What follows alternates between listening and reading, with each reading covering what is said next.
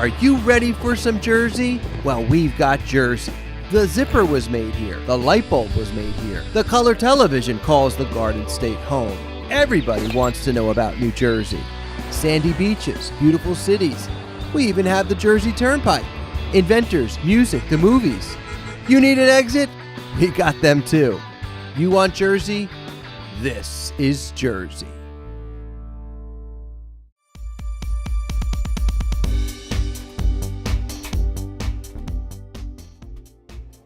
Welcome to this edition of This is Jersey. We're at the New Jersey League of Municipalities Conference, here to talk to some of the attendees. On this edition, we're talking to some of the businesses, attractions, and organizations around the convention floor. So tell me about beekeeping in New Jersey. Why is it so important? We've been doing it for over a century. It is the Garden State, so it was always important to the agricultural community in the state itself. We have over 1,200 members that are mainly hobbyists, but we do have commercial pollinators, commercial beekeepers in the state, in North and South Jersey. I can mention Harvey's in South Jersey. They're over in Salem County. That's one of the bigger ones we deal with down here. The importance of them for environmental reasons has recently come up, along with the native pollinators and everything else, to help with native habitat. And we received a USDA grant this past year in order to have late season forage plants to source out not only for honeybees but for native pollinators. And that is our mission here, is to help educate the public on how docile the bee is. It's not aggressive, the importance of it for agriculture and the importance of it for the environment. What elements do bees need to grow? Flowers, trees? The general public understands that they pollinate flowers to get pollen and nectar. So they don't realize that flowering trees are just as important. Bees will start to forage mid-March, end of February, as soon as the maple trees start to bloom. Maples, hollies, black gums, things of this nature. Tulip poplars, they're all important. So the trees and the flowers are just as important. It's the late season, in other words, where the honey flow stops, the nectar flow stops, it's called a dearth, and that's usually at the end of the summer. That's when we need more flowering native plants in order to supply native pollinators and honeybees with a food source. Do we have a lack of honeybees in New Jersey? We have a problem with keeping them due to environmental conditions, viruses, mites, bugs, management issues that we have, but overall we have losses during the winter, but things are not improving as fast as we would like them to. But we still have the need for the honeybee in the state. What areas of New Jersey are seeing a growth in bee population and individuals like yourself? I will say that would be all over the state. Northern New Jersey has had branches that are older or longer established than the southern New Jersey, but we find that our beginner beekeeping courses that we offered and are offered through the Department of Ag, they literally have increased in the last 5 years or more. We have over 100 people that want to take the beginner's class alone down here in South Jersey. And we have gone, in our branch, have gone from 15 to 20 members to 115 in a matter of 4 years. So the general public's interest is there. Now they want to learn how to take care of bees, how to become a beekeeper, and the importance thereof. So how can individuals learn more about what you do? They can always log on to the New Jersey Beekeepers Association website, and there are listings for classes, products, the different branches. If you have an interest, contact us at info.njbeekeepers.org. Coming up next, we speak to Captain Bill Sheehan, the Hackensack Riverkeeper. So Bill, tell me about the river.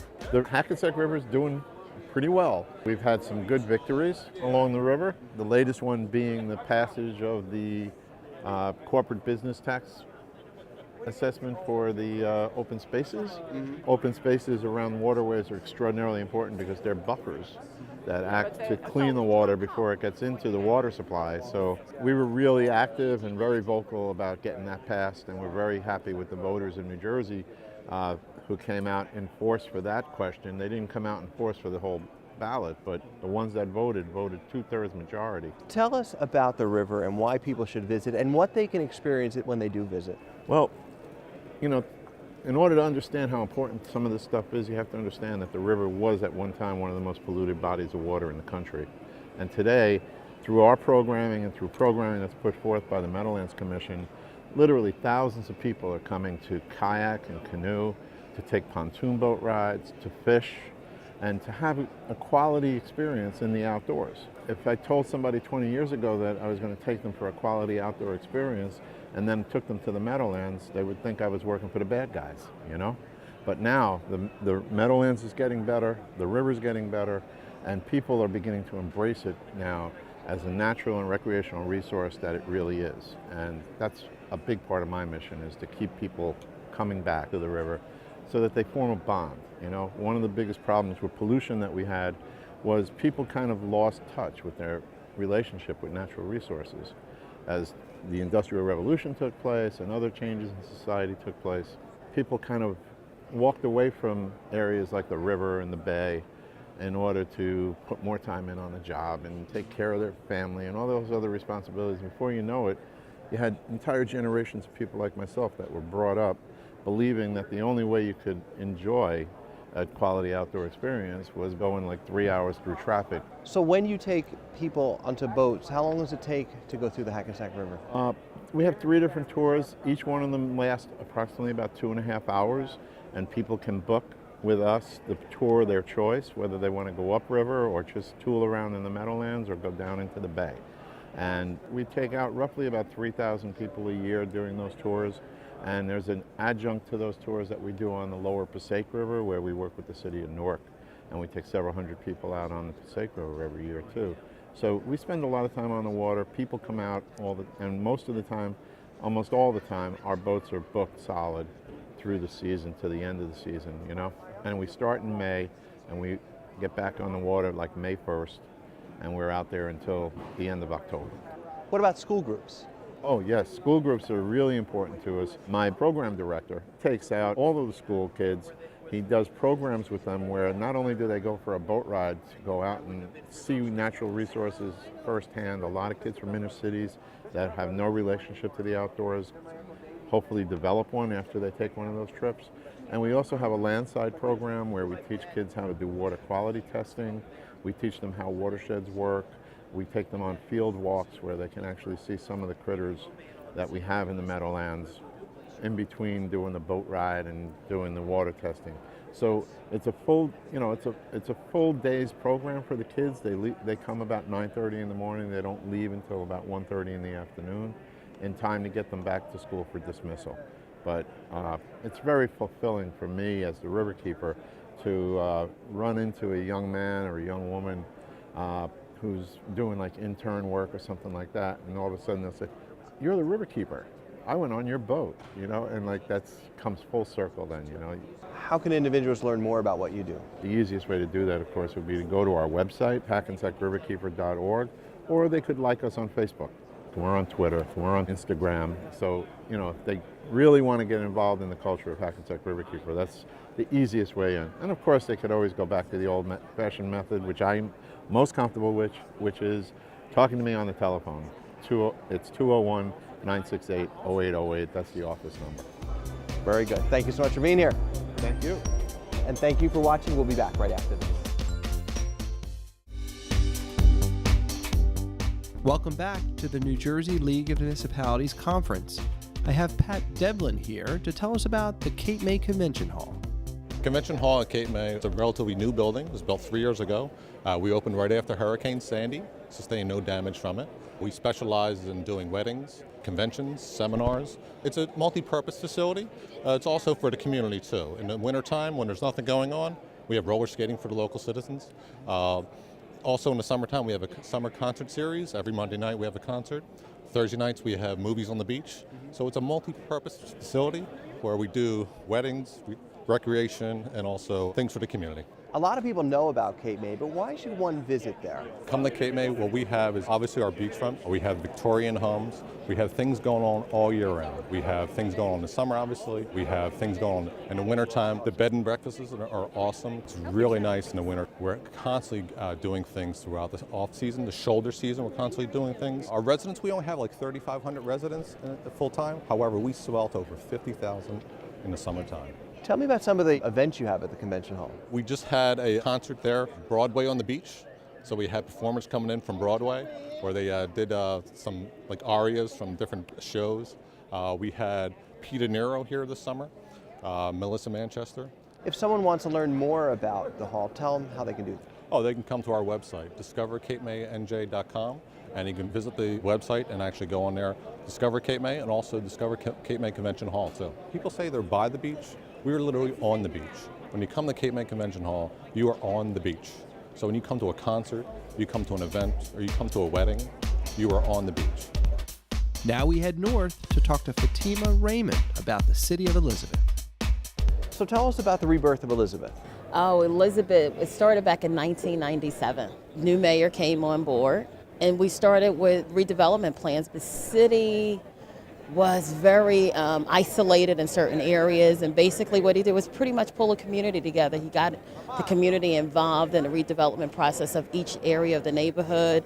We have 2 designated redevelopment zones, one in our Midtown area and one in Eport, and we transform a whole community, so it's fantastic. And why should someone visit Elizabeth? It's a great place to live, it's a great place to work, and it is an absolutely great opportunity to invest. To get in right now is quite difficult. We've done an amazing job. We're revitalizing the city, and it is truly a great place to visit. What are some of the programs that you've had to get people to visit your city? Well, we have an amazing mall. Even in a bad economy, Jersey Gardens Mall is still anywhere grossing over 11 to 22%. It's probably one of the largest economic development places here in New Jersey. We actually have a great niche there where we deal with overseas investors that come in there and tour the mall and put all their investments there. We just had an amazing renovation done to the whole facility, and it truly is a great place to come and visit. That's a destination area, and around that, through the mall, we've been able to create other economic development components. We just opened up the Embassy Suites, where the City of Elizabeth and Elizabeth Development Company has been able to assist them with employment and training opportunities, where we've been able to provide 86% of the employment opportunities for that particular area.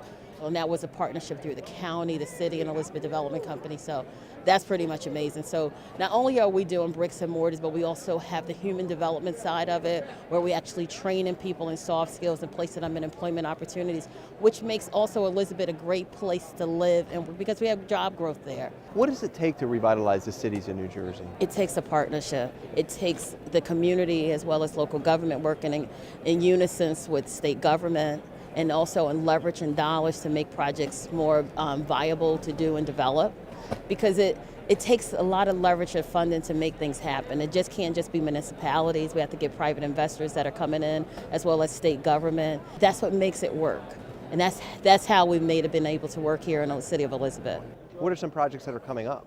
We just finished with expanding ShopRite. We almost lost them to Newark, which is a door over, but we've been able to build a warehouse facility that expand, that create additional job opportunities for our local residents. Embassy Suites just opened up.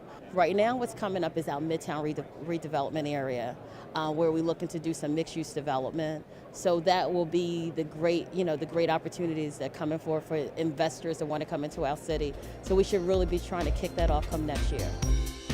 When we return, we'll talk to a few New Jersey businesses about how they are helping the Garden State. We'll be back right after this. Welcome back to the New Jersey League of Municipalities Conference. Here to learn about the newest networking technologies at FiTech.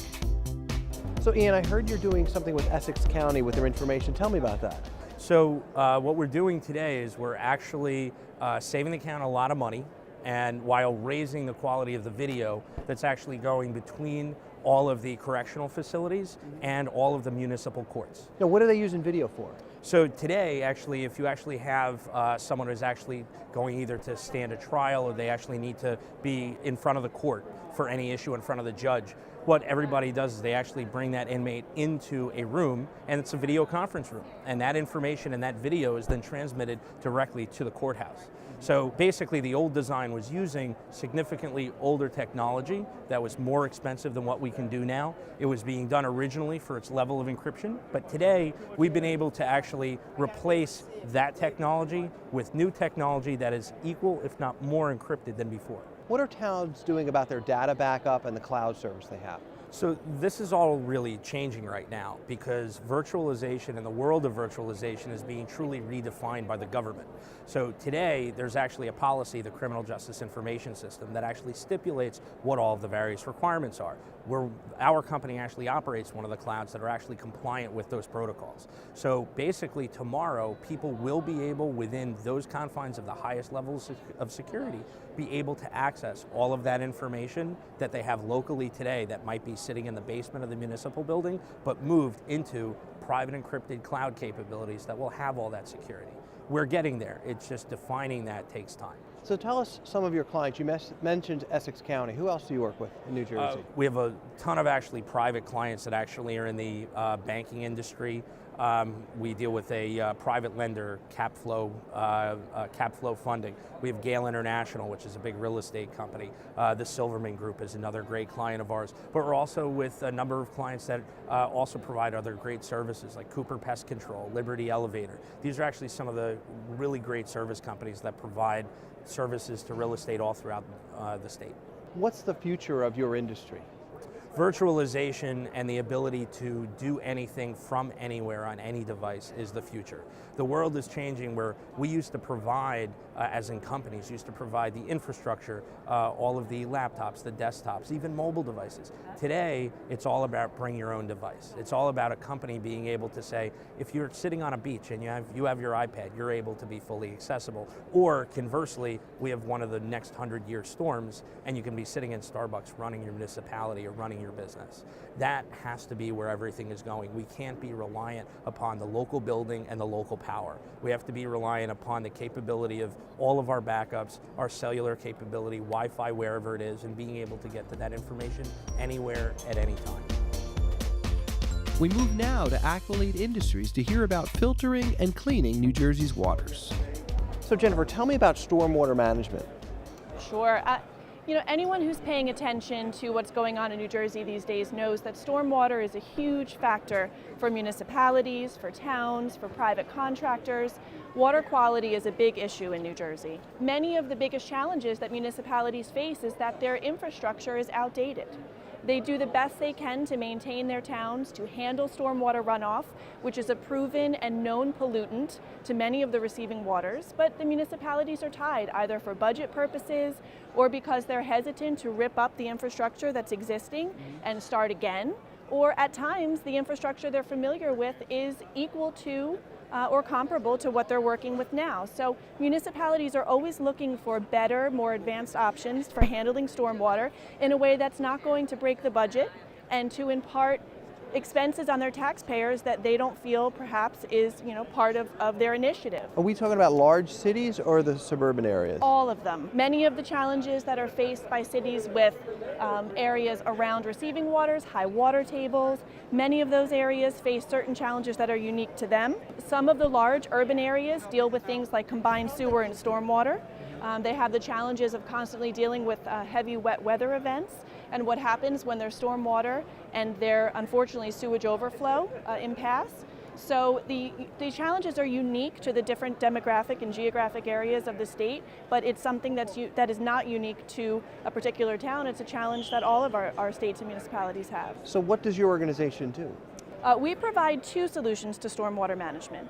One of the big items that we have, and the reason we're here, is that we have a portable water treatment system.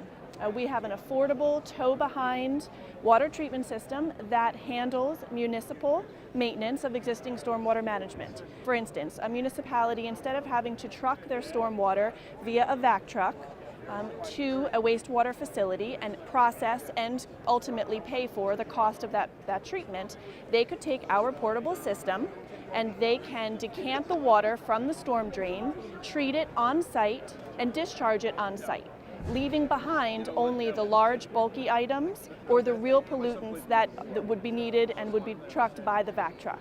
So we eliminate that overprocessing cost and that overprocessing need for what is essentially dirty water. It's not polluted in the sense that sewer. Many people combine and confuse sewer and stormwater. They're two very different things. So our system handles stormwater in the way that it can be, ultimately saving municipalities and towns a great deal of money. What are some ways that organizations could help save the stormwaters? Treat them properly. Really evaluate your below ground infrastructure, assess what your needs are in your municipality, and think outside the box. You know, so much of what we've done for water management is embedded and rooted in generations of treatment.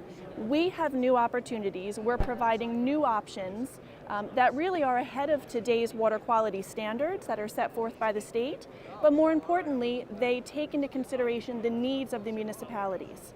They're not expensive to install. We also have a manufactured treatment device, which is a precast concrete MTD that goes in the ground and treats the runoff that people are familiar with when they hear about stormwater. And what's great about our product is it's small. It's manufactured in New Jersey. We're a New Jersey-based company, so there is no associated delivery cost from all parts of the country. You do not require a police escort to deliver it. It arrives on the back of a flatbed. It's installed but in general practices, there's no major crane or additional requirement to installing these gigantic systems that take up city blocks and city blocks that frankly no area of New Jersey has to spare. It has a vertical treatment sequence. It actually captures the pollutants off of the runoff and keeps them contained rather than pushing those pollutants then at the first rain into our receiving waters. It's affordable, a logical solution for towns and municipalities who are trying to think of a stormwater management approach that is better than what they're used to. What are some of the towns that you work with in New Jersey? We're not unique to New Jersey.